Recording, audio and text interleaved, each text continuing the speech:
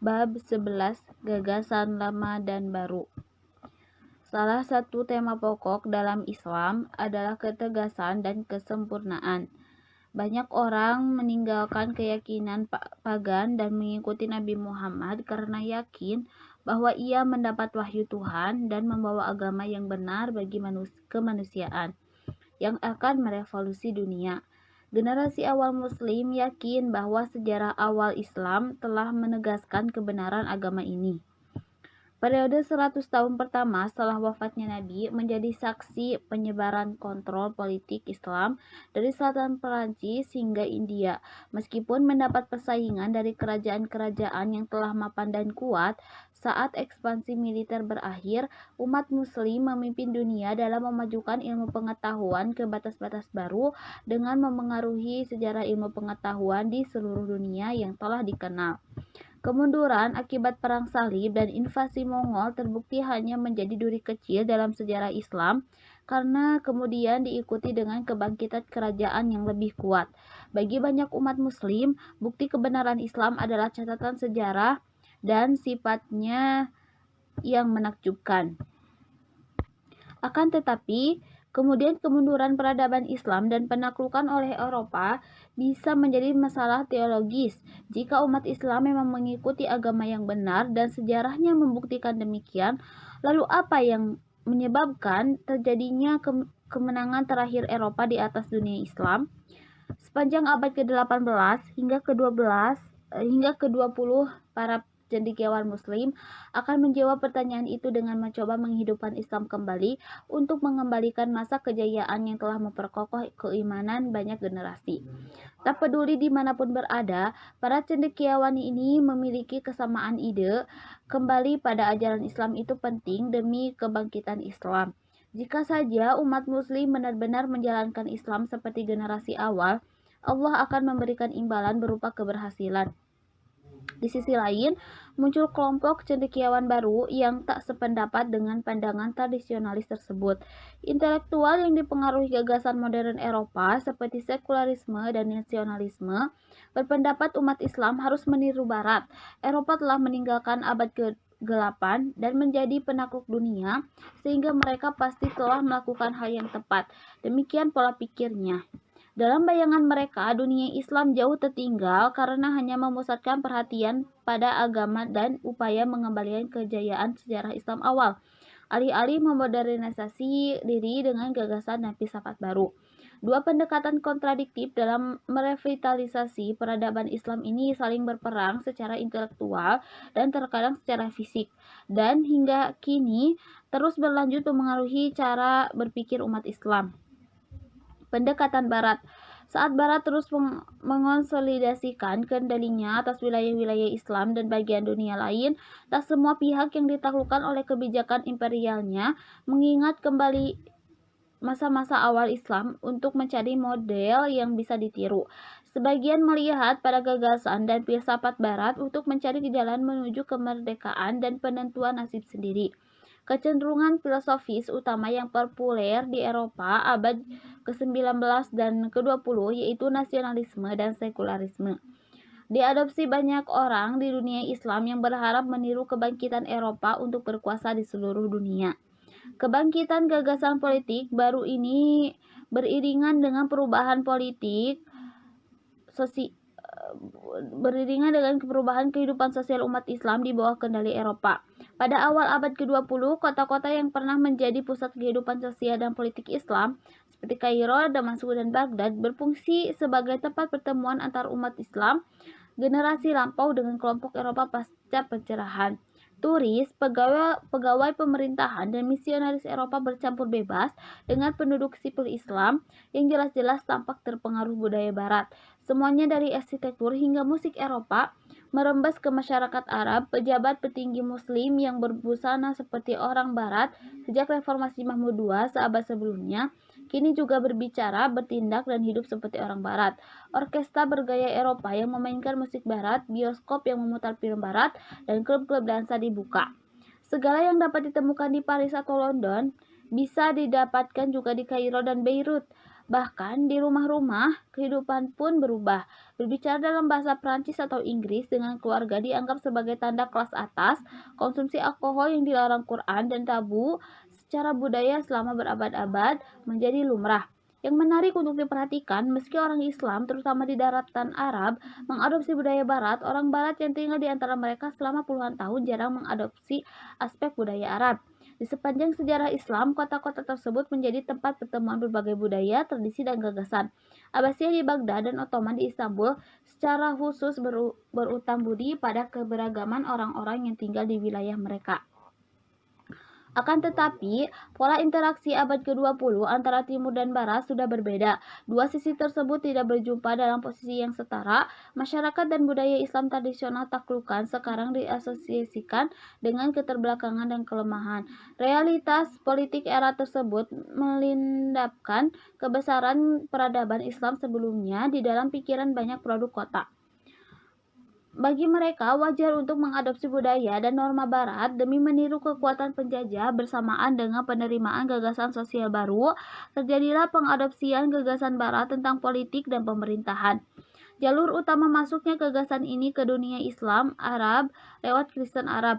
Akibat perjanjian kapitulasi yang disepakati Ottoman dengan negara Barat, masyarakat Kristen di kerajaan ini melakukan hubungan yang ekstensif dengan kekuatan Eropa Barat. Pedagang, misionaris, dan diplomat Eropa yang bekerja di kerajaan Ottoman menjadikan orang-orang Kristen sejalan secara intelektual dengan Barat. Seperti Eropa yang sedang melepaskan masa lalunya yang berdasar keagamaan dan memilih pemerintahan liberal, nasionalisme, dan filosofi sekuler. Hal ini dibarengi dengan kebangkitan sejarah intelektual dan sastra Arab, seperti pemikir Arab terutama di Beirut dan Kairo. Mereka mempergunakan hasrat masyarakat Arab untuk meraih kebesaran masa lalu pada zaman Umayyah dan Abbasiyah yang telah memimpin dunia dalam segala hal, dari ekspansi militer hingga penemuan ilmiah. Dimensi religius kejayaan masa lalu tersebut dikecilkan untuk mendukung bahasa dan identitas Arab. Dalam pandangan para pemimpin kebangkitan Arab, jika bangsa Arab ingin menegakkan kembali masa kejayaannya, mereka perlu bersatu sebagai bangsa Arab, bukan Muslim. Selain itu, bagi orang Arab Kristen yang memimpin pergerakan ini pada abad ke-19 dan ke-20, cara tersebut akan meninggikan kelas sosialnya, sebab tak ada lagi perbedaan antara Islam dan Kristen. Fokus pan-Islam Sultan Abdul Hamid II pada akhir 1800-an melemahkan perasaan nasionalisme Arab secara umum. Kaum Arab Kristen tak mampu meyakinkan rekan saudara sebangsanya akan gagasan mereka selama khalifah berjanji mengembalikan kejayaan kekuasaan atas nama Islam, bukan nasionalisme. Saat Abdul Hamid digulingkan pada 1909, pemerintahan Ottoman jatuh ke tangan Turki muda dengan titik fokus nasionalisme sekulernya. Seiring pudarnya pandangan pan-Islam Abdul Hamid dan mengudatnya dukungan terhadap nasionalisme Turki, garis pemisah antara Turki dan Arab menjadi sangat jelas di kalangan warga kerajaan Ottoman. Bangsa Arab telah mengalami masa sulit untuk menegakkan diri secara politik di kerajaan masa Turki. Kebangkitan Turki muda hanya membuat bangsa Arab merasa semakin terasingkan, maka gagasan nasionalisme Arab Kristen mulai diadopsi oleh Muslim Arab. Kelompok-kelompok rahasia di Damaskus yang bertujuan mendirikan negara Arab tumbuh subur di tengah penguasa Ottoman. Dengan menjelang 1910-an, mereka menjalin hubungan dengan kekuatan Eropa Barat yang berhasrat memecah belah kerajaan Ottoman yang selama berabad-abad menjadi kutukan bagi kekuatan Eropa. Revivalis tradisional. Usaha pertama untuk membangkitkan Islam tradisional dilakukan Muhammad bin Abdul Wahhab, berasal dari sebuah suku di gurun pasir Jazirah Arab. Ia mungkin menjalani gaya hidup bangsa Arab yang tak jauh berbeda dari masa Nabi 1100 tahun lalu. Ia menganut tradisi Hanbali dari Ahmad bin Hambal dan Ibnu Taimiyah yang menekankan keunggulan tradisi kenabian yang autentik di atas segalanya. Meski hidup di luar batas-batas kendali kerajaan Ottoman, Abdul Wahhab mungkin menyadari kemandekan dan kemunduran kerajaan serta kebangkitan Barat. Ia menista Sufi, Syiah, kaum modernis, dan kelompok lain yang menurutnya telah membuat pembaharuan yang tak Islami dalam kehidupan Islam secara umum. Seperti kaum Khawarij pada 600-an, Abdul Wahhab dan pengikutnya berpendapat bahwa sebagian besar umat Islam sudah tak beriman. Untuk menyelamatkannya, mereka semua harus kembali ke bentuk Islam yang murni, serupa dengan yang dijalankan generasi awal Islam, kaum salaf yang berarti pendahulu. Gerakan ini berkembang sebagai Salafiyah dengan gagasan bahwa setiap muslim harus terus-menerus meniru generasi awal Islam dalam segala aspek kehidupan. Abdul Wahab punya pengikut bernama Muhammad Ibnu Sa'ud, pemimpin komunitas pemukiman kecil di Gurun Arab. Sebagai balasan atas dukungan Abdul Wahab, Ibnu Sa'ud bersedia mendukung gagasan Puritan Islam di seluruh komunitasnya yang sedang berkembang. Perjanjian ini terus berlaku setelah mereka berdua meninggal karena keturunan Abdul Wahab memberikan legitimasi religius dan keturunan Ibnu Sa'ud memberikan kekuatan politik di negara Arab. Gerakan Salafi mungkin takkan memberikan pengaruh besar di luar Gurun Arab jika saja negara Arab tak tumbuh begitu cepat. Menjelang awal 1800-an, Saudi Arab mampu menaklukkan sebagian besar tanah Jazirah Arab, termasuk Mekah dan Madinah. Meskipun diusir dari kota suci tidak kurang dari 20 tahun kemudian, kontrol Saudi atas tempat tujuan haji memungkinkan mereka menyebarkan gagasan kepada para jemaah haji dari seluruh dunia. Butuh waktu berabad-abad untuk mewujudkan gerakan Abdul Wahab yang bertahan pada 1900-an dengan berdirinya Arab Saudi modern. Meski hanya sedikit yang mengadopsi gerakan Salafi, gagasan kebangkitan berdasarkan generasi awal Islam sangat memengaruhi para pemikir Muslim di seluruh dunia, terutama mengingat gelombang kedatangan Barat.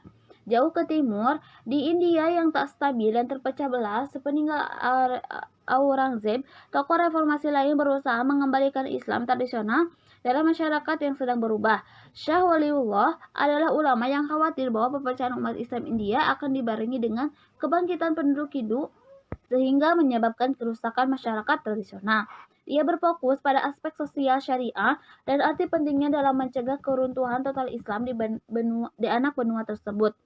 Sebagai cendekiawan yang melek sejarah, ia menyadari jika Mughal India terus bergejolak dalam perpecahan dan perang saudara, kekuatan pihak lain akan bangkit. Mirip Abdul Wahab, ia mendukung kebangkitan tradisi Islam, tetapi tak seperti rekan sezamannya, ia tidak menyerukan untuk melawan semua orang Islam yang tak sepakat dengannya. Lagi pula, umat Islam merupakan minoritas di India dan perpecahan di kalangan mereka dapat menghancurkan diri sendiri seperti terjadi di Andalusia 200 tahun lalu. Ia lebih menganjurkan persatuan yang luas, menggabungkan berbagai tradisi etnis dan gagasan di bawah bendera Islam untuk paling tidak memperlambat kemunduran kekuatan politik Islam. Meskipun Mughal memang jatuh pada abad berikutnya, filsafat sosial berorientasi Islam yang dicetuskan Syah Waliullah memainkan peran besar di anak benua India. Biasanya ini ditempatkan sebagai oposisi terhadap westernisasi yang semakin meningkat di kalangan atas India dan kebangkitan kekuatan politik Hindu. Tak semua pembaharu menentang total seluruh gagasan Barat. Bahkan sebagian berusaha menyatukan hal-hal yang dianggap bermanfaat dari Barat dengan Islam tradisional. Selama masa pendudukan Inggris pada akhir abad 1800-an dan awal 1900-an, Mesir berada di garis depan pertemuan antara tradisi Islam dan imperialisme Barat. Universitas Al-Azhar di Kairo telah menjadi salah satu pusat pemikiran Islam utama sejak diubah menjadi sekolah Sunni oleh Saladin pada abad ke-12. Tetapi, tempat ini tak lagi didominasi intelektual Mesir. Pengaruh Eropa semakin meningkat, baik secara politik maupun sosial, di kalangan masyarakat Mesir, terutama akibat reformasi oleh Mehmet Ali dan keturunannya. Seorang guru Mesir, Hasan al-Banna, berusaha memadukan modernisme Barat dengan nilai Islam tradisional. Ikhwanul Muslimin, organisasi yang didirikannya, berusaha menyatukan nasionalisme Arab dengan nilai-nilai dan aktivitas sosial Islami. Sekolah, rumah sakit, dan organisasi kesejahteraan sosial didirikan oleh Ikhwanul Muslimin dalam upaya menjangkau seluruh kalangan masyarakat Mesir dan mendorong mereka mengubah gaya hidup agar sesuai dengan Islam. Pengetahuan dan gagasan organisasi Barat diadopsi oleh Ikhwanul Muslimin, tetapi gagasan sekularisme tidak. Pendekatan kelas menengah terbukti sangat populer di kalangan bangsa Mesir, tetapi kebangkitan nasionalisme sekuler keras di dunia Arab dan Mesir nantinya akan menindas Ikhwanul Muslimin selama berpuluh tahun. The partition atau sekat atau pembagian atau penyekatan. Pada akhirnya bukan nasionalisme Arab atau Turki yang akan memimpin tatanan politik baru di dunia Timur Tengah. Pada 1914, Archduke Franz Ferdinand dari Austria-Hungaria dibunuh di Sarajevo dan Eropa terjun bebas dalam Perang Dunia Pertama. Pemerintah Ottoman yang dipimpin tiga tokoh Turki muda berpengaruh, Ismail Enver, Mehmet Talat, dan Ahmed Cemil, dikenal dengan sebagai tiga pasha, ikut serta dalam perang di pihak Jerman melawan Inggris, Prancis, dan Rusia. Jerman telah menjadi penasehat militer selama puluhan tahun, dan Ottoman berharap bisa memanfaatkan perang ini untuk mendapatkan kembali wilayahnya yang telah lepas atau Mesir dan memperoleh penghapusan utang luar negeri yang besar. Akan tetapi Ottoman tak berada dalam keadaan yang menguntungkan, militernya sudah ketinggalan zaman dan kekurangan kepemimpinan yang efektif. Ketegangan etnis dalam kerajaan termasuk naik turunnya konflik Turki dan Armenia menghalangi dukungan publik untuk berperang. Selain itu, saat Ottoman memasuki kancah peperangan pada Oktober 1914, tampak jelas bahwa sekutu mereka Jerman tak punya harapan untuk berhasil menaklukkan Perancis. Akhirnya muncul rencana rahasia yang akan menghasilkan 3 perjanjian tentang pemberontakan dalam kerajaan dan Timur Tengah pasca Ottoman, direkayasa oleh Inggris. Hal ini menciptakan kekacauan politik yang bahkan tak mampu mereka atasi. Semua ini memicu kekalahan Ottoman dalam Perang Dunia Pertama yang menyisakan gema di dunia Islam hingga sekarang. Ketegangan etnis dan keregangan nasionalisme dalam kerajaan Ottoman diketahui dengan baik oleh kekuatan Eropa yang berharap dapat mengeksploitasinya. Sejak 1915, Inggris berhubungan dengan Sharif Hussein, gubernur Ottoman di Mekah, untuk mendorong terjadinya pemberontakan Arab secara umum. Inggris menjanjikan sebuah kerajaan Arab bersatu di seluruh jazirah Arab dan bulan sabit subur sebagai imbalan atas dukungan militer dan pemberontakannya terhadap Ottoman. Hussein yang memimpin menjadi Raja Arab pun tak sulit diyakinkan. Demikian pula bangsa Arab di Hijaz yang tak diragukan lagi terancam oleh retorika nasionalisme Turki dalam pemerintahan Ottoman.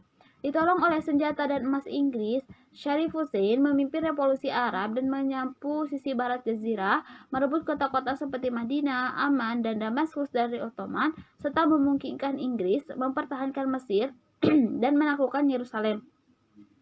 Saat itulah, untuk kali pertama sejak Perang Salib, Yerusalem jatuh ke tangan non-Muslim. Pada 1910-an, sepertinya nasionalisme Arab akan berjaya di atas Ottoman yang sedang hancur.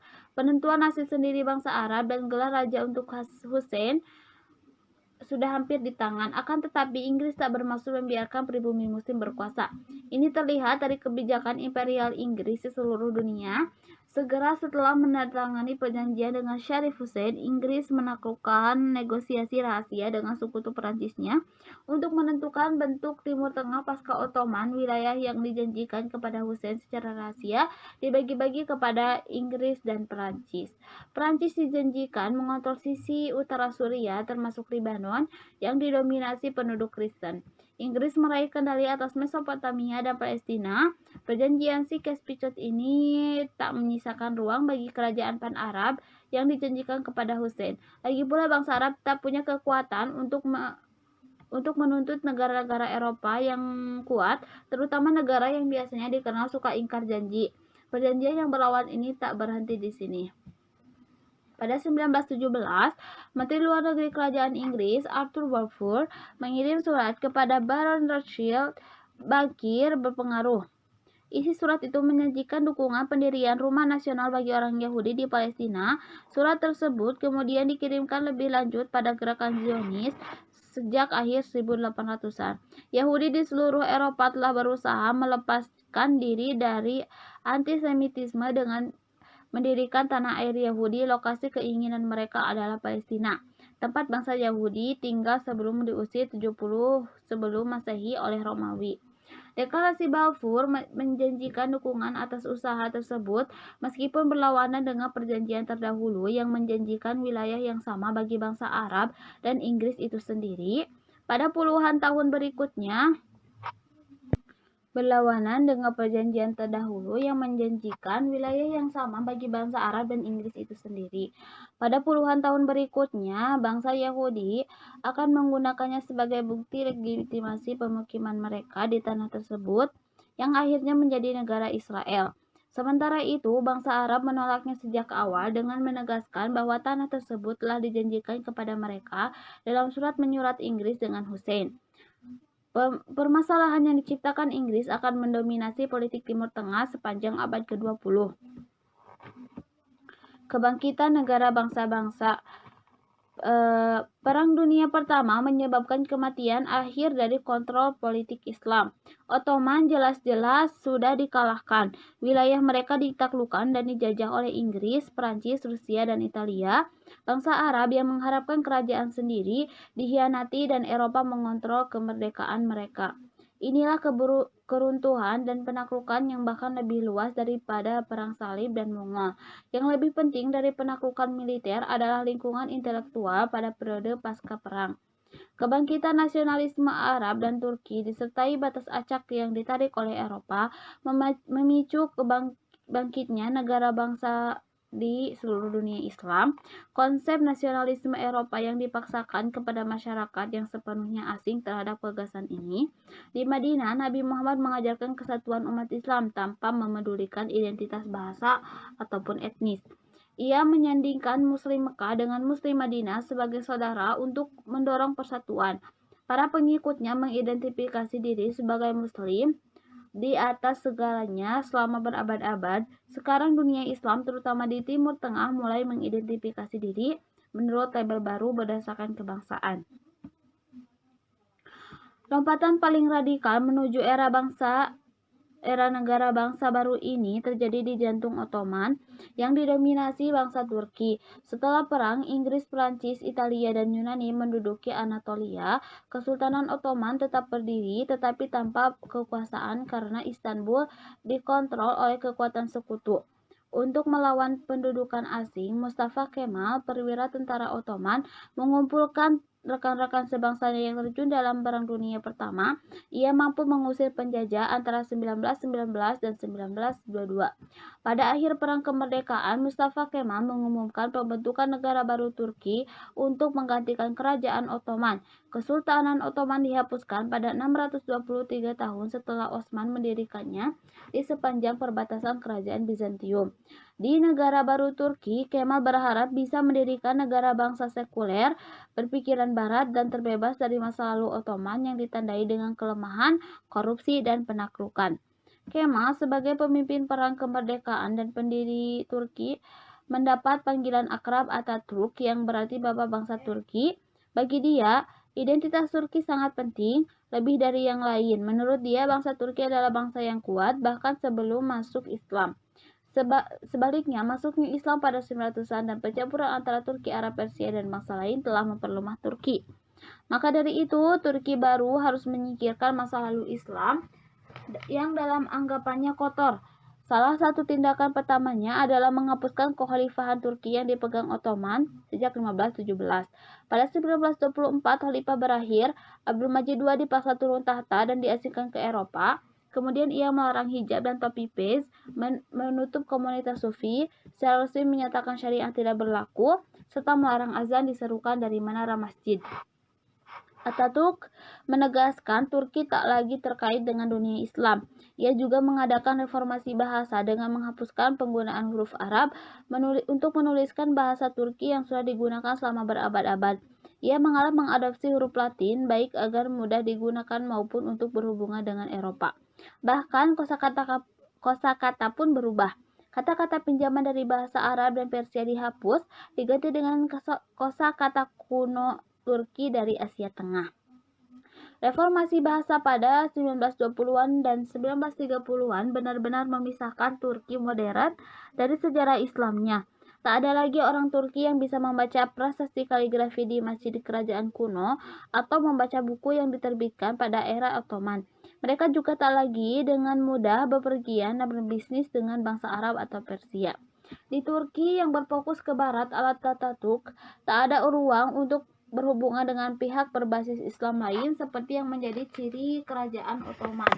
Selain itu, kelompok etnis lain tidak diterima. Bangsa Yunani, Arab, Kurdi, dan Armenia yang berada di wilayah Turki ditindas semua oleh pemerintah baru yang berusaha mendasarkan kekuatannya pada identitas Turki semata. Kelompok etnis non-Turki terancam dan tidak mendapatkan kemerdekaan yang sama seperti tetangga etnis Turkinya. Fokus Turki pada sekularisme dan nasionalisme bertahan pada puluhan tahun. Setiap usaha mengembalikan Islam dalam kehidupan masyarakat biasanya mendapat tentangan, bahkan pukulan dari militer sepanjang abad ke-20. Di selatan, wilayah Bulan Sabit subur yang didominasi bangsa Arab, Perang Dunia Pertama menyebabkan munculnya berbagai negara bentukan sekutu sebagai pemenang.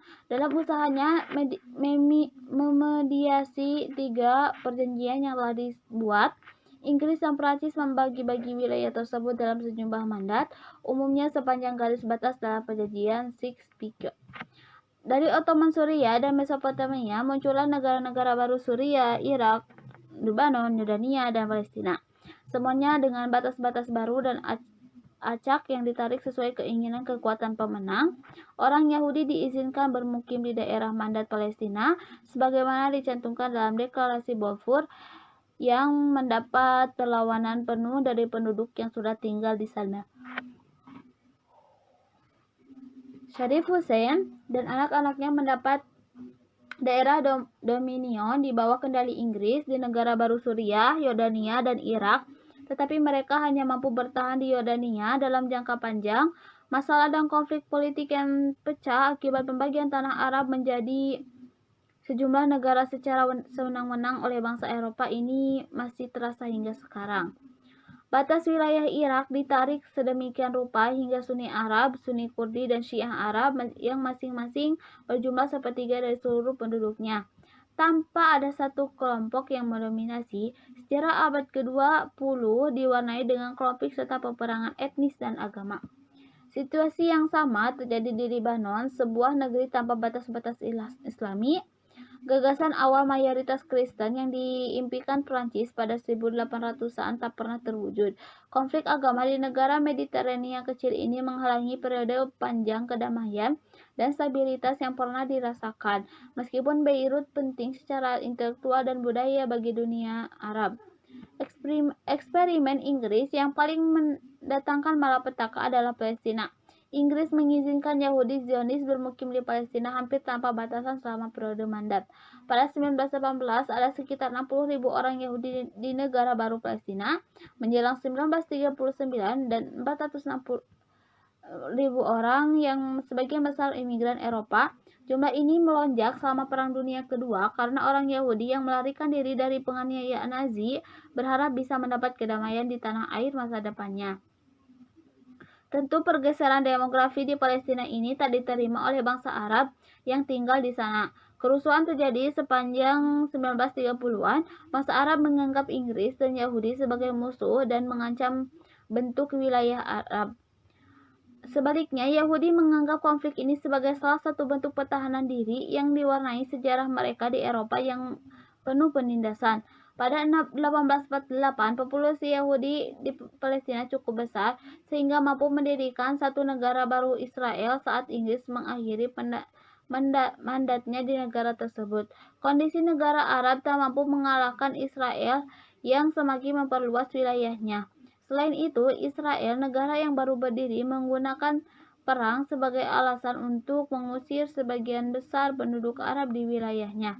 Antara 1948 dan 1949, lebih dari 700.000 Arab Muslim dan Kristen dipaksa keluar dari tanah mereka dan menjadi pengungsi di Yordania, Mesir, Suriah, dan Lebanon.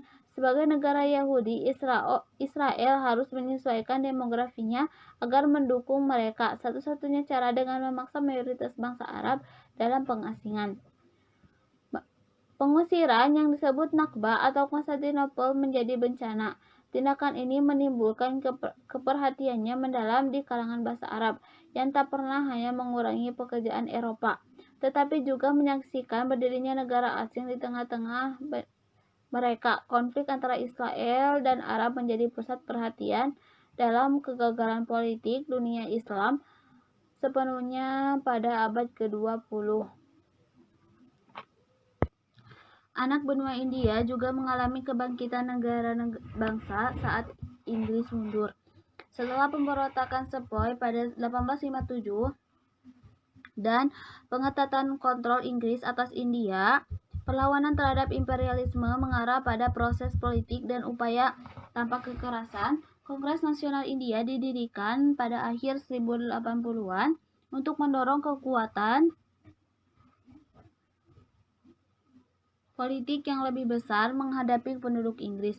Hindu mendominasi Kongres karena Islam memang minoritas. Maka bagi umat Islam, gerakan kemerdekaan India pada awal 1900-an menghadirkan satu masalah. Jika India meraih kemerdekaan dari Inggris, pasti akan didominasi Hindu. Sudah ratusan tahun Islam menguasai anak benua ini dan menguntungkan bagi umat Islam yang selalu dapat mengandalkan perlindungan saudara seiman di Kesultanan Delhi atau Kerajaan Mughal. Akan tetapi, ketika acara resmi kekuasaan Islam di India musnah menjelang akhir 1800-an, sedangkan demografinya tak menguntungkan bagi mereka, masyarakat Islam di benua ini harus mencari pandangan alternatif tentang India pasca Inggris. Solusi yang diinginkan adalah pembagian anak benua menjadi negara mayoritas Islam dan Hindu yang terpisah. Intelektual Muslim terkemuka di India, termasuk politisi Muhammad Ali Jinnah dan filsuf penyair Muhammad Iqbal, memimpin gerakan Pakistan. Tujuan mereka adalah pendirian negara berdaulat Islam yang bebas dan dari potensi gangguan pemerintah Hindu di India pada masa depan. Gerakan ini mendapat dukungan sepanjang 1930-an dan 1940-an saat para pemimpinnya menyampaikan gagasan tersebut kepada penduduk Islam melalui deklarasi, revolusi, dan pidato. Wilayah India yang ditargetkan sebagai negara Islam baru adalah Lembah Indus, tempat munculnya kali pertama kendali politik Islam oleh Muhammad bin Qasim pada 700-an. Para pemimpin Kongres Nasional India, terutama Mohandas Gandhi, secara umum tidak mendukung negara Islam merdeka di India karena menganggapnya akan melemahkan India secara keseluruhan. Tetapi ketakutan Islam akan kontrol Hindu ternyata terlalu kuat untuk diredam. Pada 1947, anak benua ini dibagi dua saat Inggris mengakhiri kontrol langsung di wilayah tersebut. Pakistan yang berada di barat laut, Sind, Punjab, dan Balochistan, dan timur Bengali muncul sebagai negara Islam dan menjadi penerus kerajaan besar Islam masa lalu. Umat Islam pun menjadi minoritas yang semakin sedikit di wilayah Republik India yang akhirnya dipimpin oleh Kongres Nasional India. Pakistan tak hanya menjadi negara Islam yang mendapatkan kemerdekaan pada tahun-tahun setelah Perang Dunia Kedua, uniknya negara ini menjadi salah satu dari sedikit negara yang menjadikan Islam sebagai dasar, bukannya warisan etnis atau kesetiaan terhadap keluarga raja.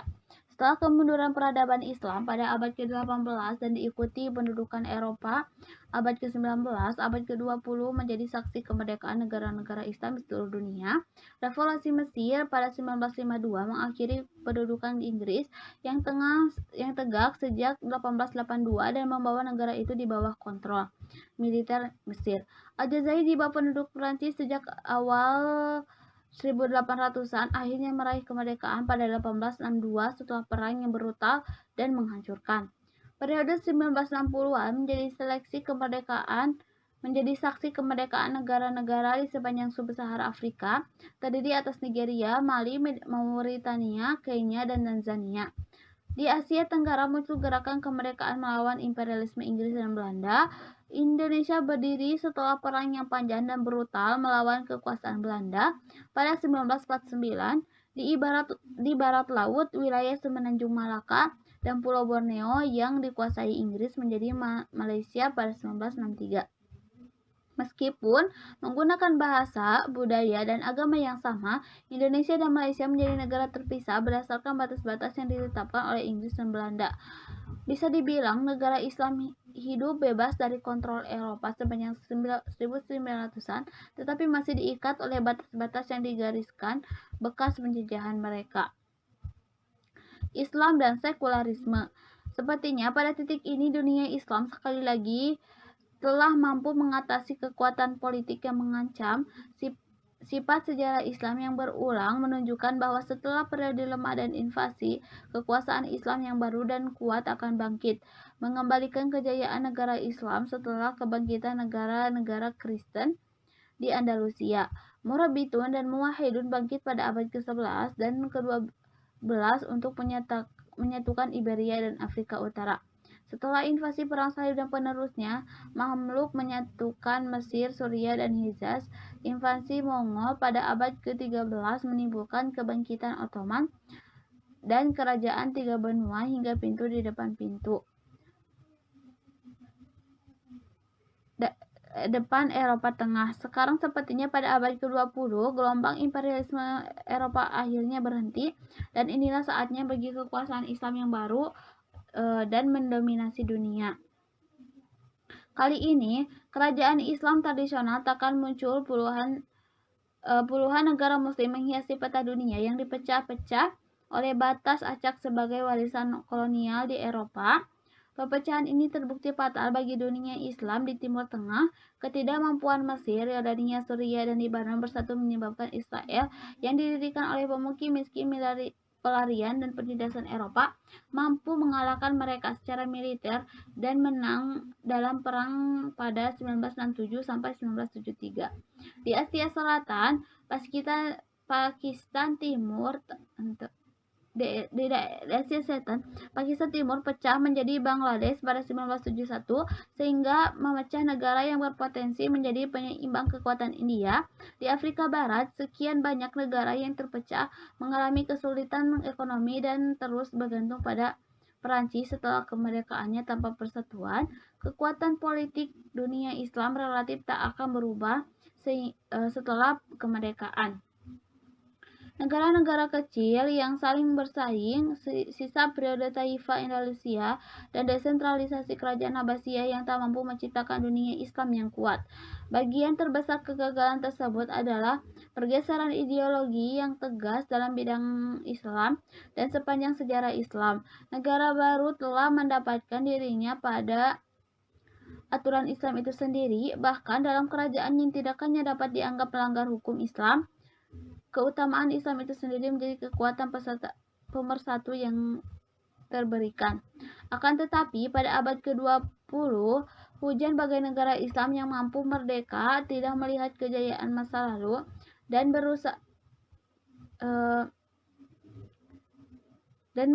berusaha menciptakannya kembali. Malahan mereka hampir selalu memiliki pandangan sekuler dan nasionalis. Konsep ini benar-benar asing bagi dunia Islam pada 1200-an tahun pertama. Akan tetapi, melalui imperialisme Eropa, gagasan ini ditanamkan dalam pikiran masyarakat kelas atas Islam yang akhirnya memimpin pemerintahan setelah mereka. Formula pencerahan di Eropa juga serta mengabaikan agama dan pemerintah tradisional kemudian dianggap oleh sebagian kalangan di hampir setiap negara Islam. Contoh yang paling ekstrim adalah Turki yang secara resmi menganggap syariah sebagai melanggar hukum, menghapuskan kekhalifahan, dan memproklamasikan diri sebagai negara sekuler sepenuhnya. Dengan dipimpin Mesir, dunia Arab mengadopsi sosialisme dan nasionalisme sebagai sarana menciptakan negara-negara yang kuat, meskipun pada dasarnya negara Syiah Iran dipimpin pemerintahan sekuler yang sejalan dengan Barat hingga 1979. Tentu saja ada pengecualian. Yang paling menonjol Arab Saudi. Negara Arab Saudi berbentuk monarki absolut, mirip negara suku Arab berabad yang lalu. Arab Saudi mendapat legitimasi kekuasaan melalui ideologi Salafi dari Muhammad bin Abdul Wahab, tetapi secara keseluruhan negara-negara Islam meninggalkan gagasan politik Islam dan memilih ideologi sekuler yang dipromosikan Barat. Dunia Islam harus benar-benar menyatukan masa lalu yang berorientasi Islam dengan masa kekinian yang didominasi paham sekuler. Saat ini ada kaum tradisionalis yang menuntut dunia kembali ke masa-masa ketika Islam dan politik saling berjalin kelindan. Kelompok yang paling ekstrem dari kalangan ini dengan penuh ancaman menyokong kembalinya kekuasaan Islam, sedangkan yang lain mengambil jalan yang lebih moderat.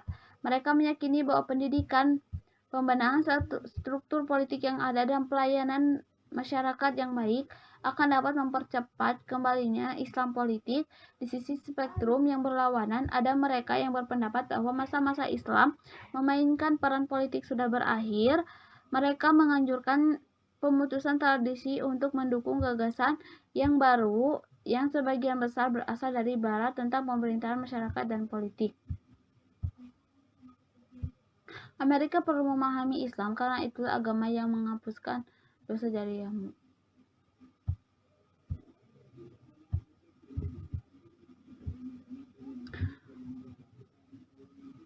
Masalah ras dalam masyarakat Malcolm X.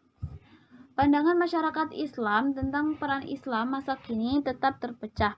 Yang terbaru, peristiwa musim semi Arab dan pergolakan Mesir, Tunisia, dan Suriah makin memperjelas ketidakcocokan kedua belah pihak yang bersaing ini. Sekali lagi, Turki berada di persimpangan jalan utara sekularisme dan Islam politik. Saat sebuah pemerintahan yang berorientasi Islam berusaha membalikan sekularisme negara yang sudah berjalan puluhan tahun. Dikotomi ini ada di seluruh dunia Islam. Cara penyelesaiannya akan menentukan acara dunia Islam dalam dekade dan abad mendatang. Apakah Islam sekali lagi akan memainkan peran penting? Apakah nasionalisme dan sekularisme menjadi ideologi pergerak baru, ataukah akan ditemukan keseimbangan di antara dua belah pihak? Mereka yang akan menjawab pertanyaan yang saling berhubungan ini akan menentukan era baru dunia Islam, dunia yang pasti tak dapat dipisahkan dari 1400 tahun sejarah Islam sebelumnya.